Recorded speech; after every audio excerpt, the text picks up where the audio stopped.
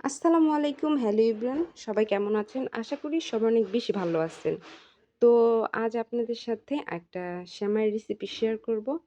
জানি না কে কোন নামে এই সেমাইটাকে চিনেন। তো আমরা এটাকে দুধে ভেজানো সেমাইটাই বলি, পাতলা সেমাই আরকি। এটার নাম আসলে একটা পাতলা সেমাই।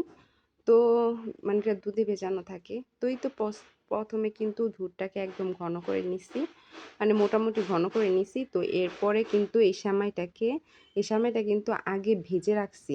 তো ভেজে রাখার পরে এই সেমাইটাকে ধুয়ে তারপরে কিন্তু দিতে হবে। এমনি দিলে কিন্তু হবে না। কারণ যদি কোনো ময়লা থাকে তাহলে কিন্তু পরে ভালো লাগবে না খেতে। তো ধুয়ে যদি দেন তাহলে আরকি জিনিসটা খেতে অনেক ভালো লাগবে। তো এই তো সেমাইটা দেওয়ার পরে এখন কাজু কিশমিশ আর কি যা ইনগ্রিডিয়েন্টস দেওয়া দরকার সেগুলা দিয়ে দিলাম।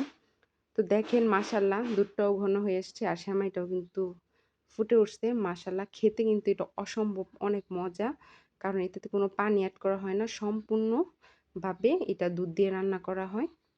তো কে এই সেমাইটা ট্রাই করছেন কমেন্টস করে জানাবেন। Thanks for watching. আল্লাহ হাফেজ।